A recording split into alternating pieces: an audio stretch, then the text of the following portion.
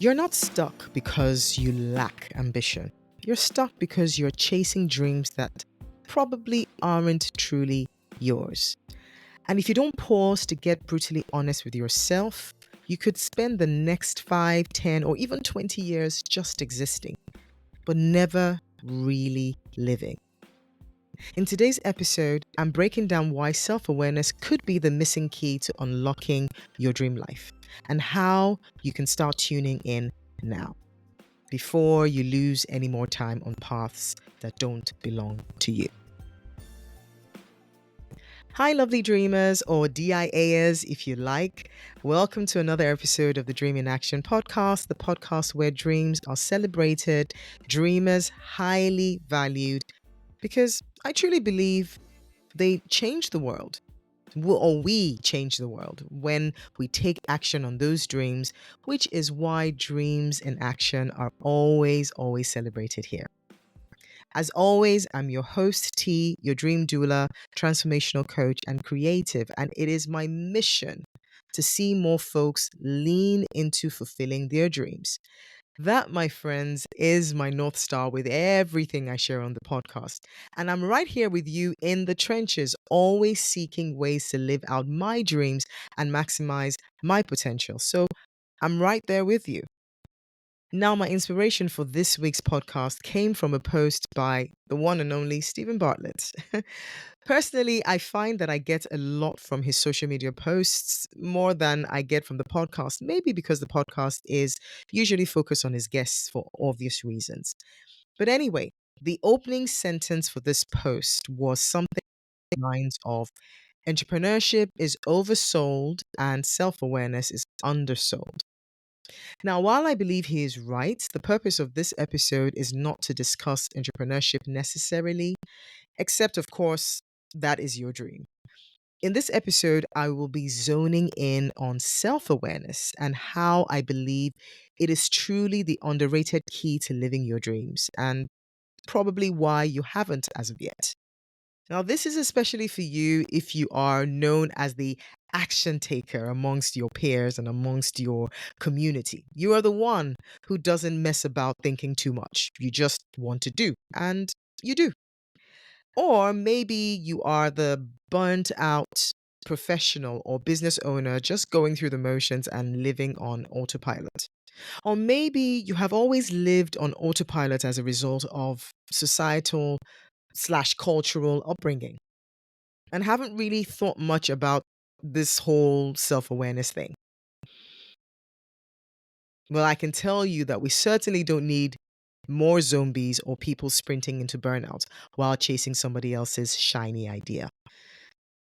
We need more people pressing pause, tuning in, and asking, does this fit me or am I just existing in somebody else's movie? Maybe, just maybe, we don't need more hustle, but honesty with ourselves. As always, I'm sharing some of my own story and giving you practical tips on how you can start tuning in to what really matters. Okay, so let's dive in. My name is Tiari, and this is the Dream in Action podcast. Have you ever felt like you were just existing, not truly living? Like you were made for more, but somehow life got in the way? Hey, I'm Tiari, your host, transformational coach, and dream doula. Welcome to Dream in Action, the podcast where we don't just talk about dreams, we bring them to life. For years, I nurtured others, first as my mom's oldest child, then as a mother myself. And then somewhere along the way, I lost me, stuck in autopilot. But I was never able to shake the fact that my mom passed away at just 42, full of unfulfilled dreams. And I knew I couldn't keep waiting. So I embraced the stretch, took action, and found opportunities in places I never expected. Now, I help women over 40 do the same. Stop waiting, start dreaming, and take bold action.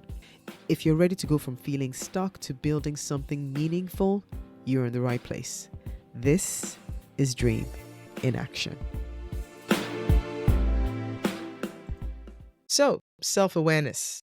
I'm guessing this is probably not what you'd expect us to discuss on this podcast, considering it is called Dream in Action, right? And I do spend a good amount of my time coaching individuals to take action. Majority of my work revolves around helping them overcome their limiting beliefs or whatever else is holding them back and keeping them accountable to the actions they signed up to take. So, safe to say, we have a bias towards action taking, right?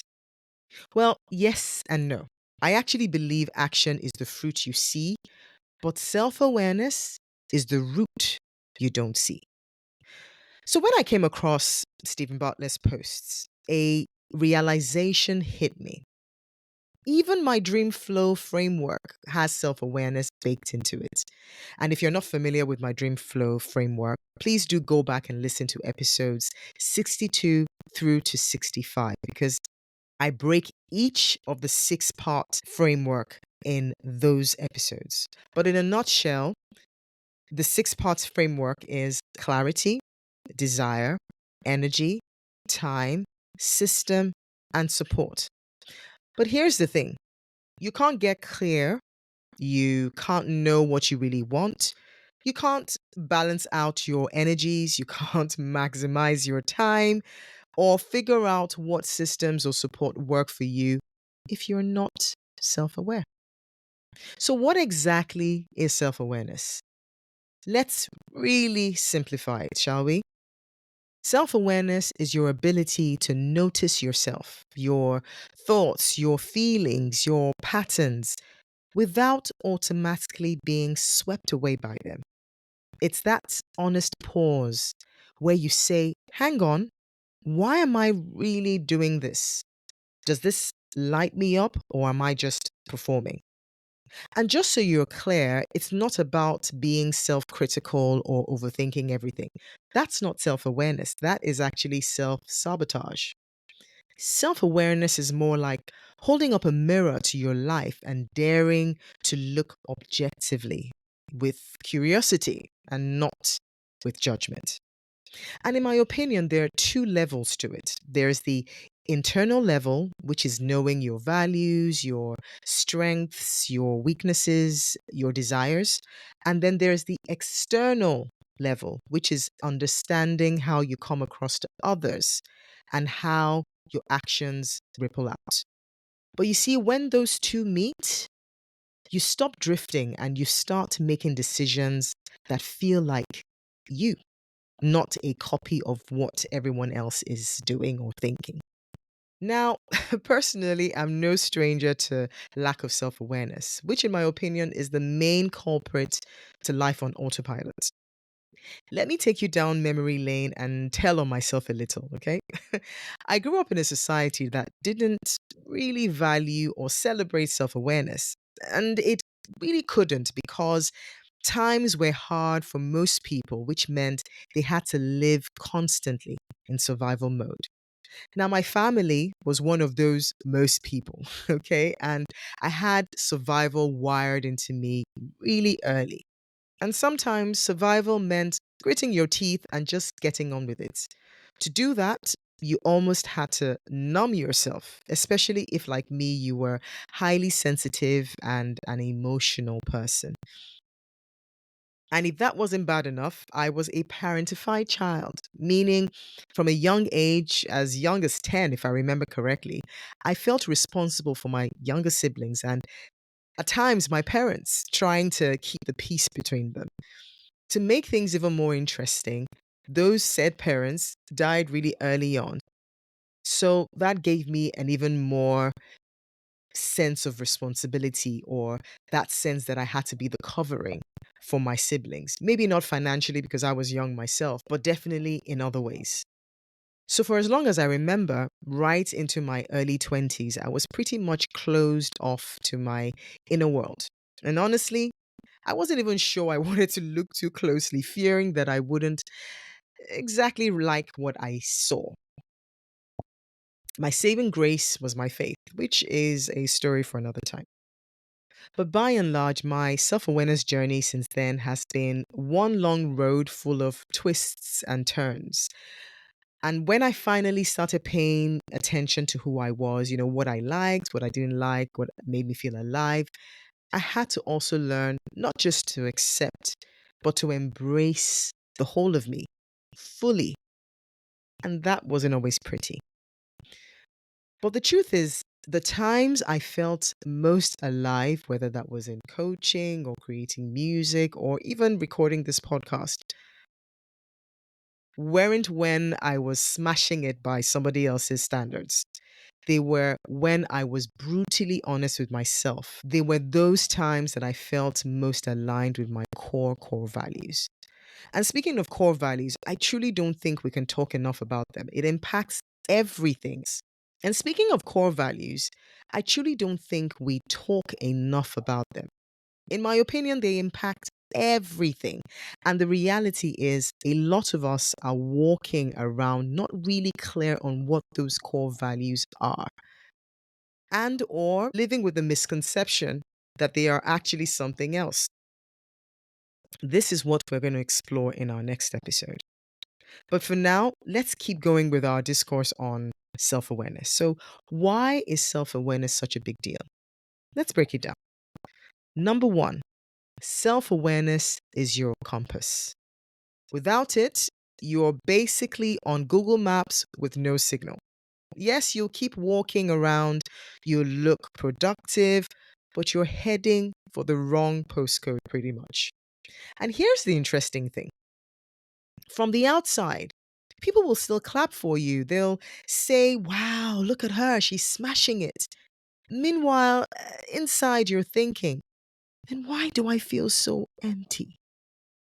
That, my friends, is the danger of living without a compass. You confuse movement with progress. Well, self awareness says, stop, check where you are. Are you even on the right road? Now, right here, I would like you to pause me and ask yourself, where in my life do I feel most alive? And where am I just performing?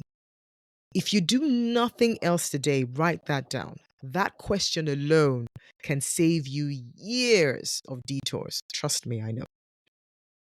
Number two, it makes failure survivable. Now, this right here is one of the biggest benefits of living self aware. When you know yourself, failure doesn't crush you. Instead, it informs you. It becomes feedback, not a death sentence. Personally, I've had ventures where the real lesson wasn't, I'm useless. It was, this wasn't aligned. Can you see the difference? One story keeps you stuck in shame, the other frees you to pivot. Now, I'm not saying that self awareness becomes an excuse, because you hear a few people say things like, oh, that's just how I am. But it is having the courage to say, okay, because of this quality that I have, I messed up. So, what is this mess teaching me? What can I learn? And how can I be better next time? Now, I want you to take some time to think back on your last so called failure. Can you reframe it through the lens of alignment instead of shame? Could you see it for what it is and own up to the part you played in it? What was it actually teaching you about yourself? That is your reflection for this week. Number three, it keeps you honest in relationships and support systems. Now, dreams don't grow in isolation, they grow in community. But if you don't know yourself, you'll let the loudest voice in the room steer your life. Self awareness helps you recognize who actually gets me, who drains me, who challenges me in the right way, and who keeps me stuck. Because the right support system doesn't pull you away from yourself, it brings you back. We all know that from time to time we have to deal with people who are not within that support system. But if you know for certain those who drain you or keep you stuck, then you can go into those relationships knowing how much you can take, how much you need to guard your heart, you would know that those people you can only take in small doses and you can plan accordingly. Now, two things to learn about self-awareness. It's about subtraction and not just addition. We've been sold this idea that dream building is about piling more on, more hustling, more side projects, more certifications. But the truth is, without subtraction, I can't say the words, without subtraction, addition will only strangle you. Self awareness is also about knowing what to stop doing. It's having the courage to say, this drains me, even if it looks impressive. It's like decluttering your wardrobe. You don't need another blazer. You need to clear out the five that don't fit you so you can actually see the one that you love and the one that does fit. Now, the second thing to note about self awareness is that it's a practice, not a one off event. You don't achieve self awareness, if you know what I mean. It's not like a certificate that you hang on your wall. You practice it through journaling, through prayer, through reflection, or even noticing what your body is telling you when you are in the wrong room. Even one simple check in per day builds that muscle. And you'll notice that the more you know, the more you realize you didn't know. And considering we're constantly growing and maturing and having new experiences, there's always more about ourselves to know. So I want you to get curious. For me, the big leaps haven't come from working harder. They've come from noticing what lights me up, noticing what doesn't light me up. And I know that sounds really simple, but most of us are so busy performing that we never actually stop to ask. So here's my challenge for you this week. Write down two things. First, where in your life do you feel most alive? And where are you just performing? And then second, how can you frame your last so-called failure as feedback? Do just those two things, and you'll already be practicing self awareness in a way that brings you closer to living and not just existing. Now, you guys know that I'm a huge advocate for journaling. Journaling changed my life. It made me more self aware. It helped me begin to notice things. It does this thing to your brain, and I haven't done the study into the scientific side of things. But what I can tell you, I mean, I'm not the only one that thinks this. I mean, you just need to do a little stroll in YouTube world and you will come across tens and tens of videos talking about the incredible benefits of journaling.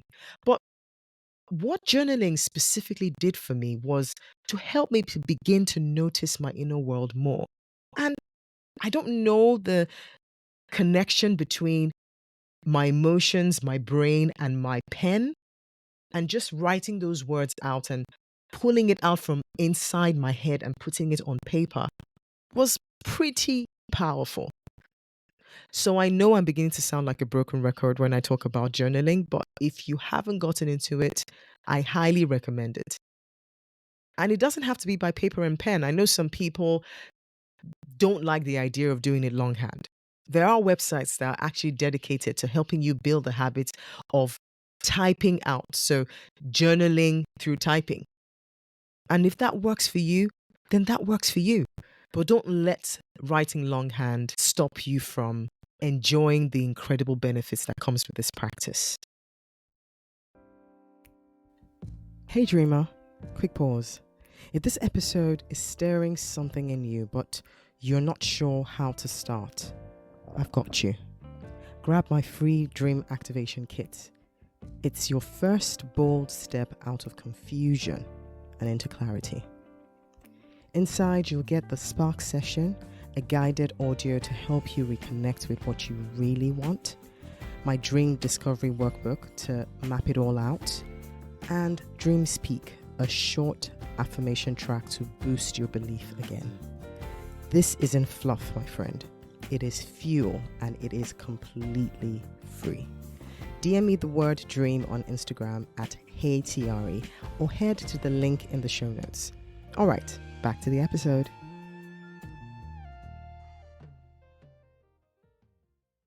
Now, if you've listened to everything I've shared today about self-awareness and you're thinking, yep, I have been existing and not living, then I want you to grab my free Dream in Action Discovery Kit. It is designed to help you reconnect with your real desires and not just the ones that Instagram told you to have, not just the ones that your mom secretly hoped for you, but yours.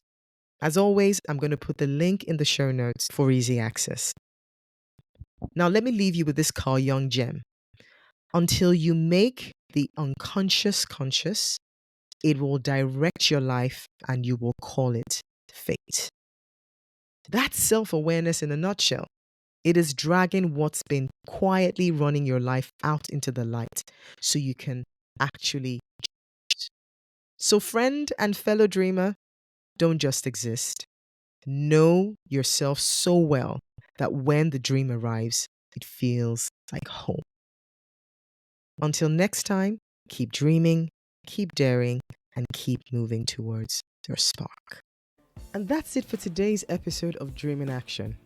I hope this conversation stirred something in you, maybe a fresh idea, a little more clarity, or just a reminder that your dreams are valid and worth pursuing. If you enjoyed the episode, don't forget to subscribe so you never miss a new one. And if you're feeling generous, leaving a review helps people find this podcast. It's like telling the algorithm, hey, this is worth listening to. So if this spoke to you today, and you don't even do any of the other two, please share it with a friend or two. Before we go, let me leave you with one of my favorite Bible verses of all time. Never doubt God's mighty power to work in you and accomplish all this. He will achieve infinitely more than your greatest request, your most unbelievable dream, and exceed your wildest imagination. He will outdo them all, for his miraculous power constantly energizes you. Ephesians 3:20. Until next time, dream wildly, live boldly, and keep going.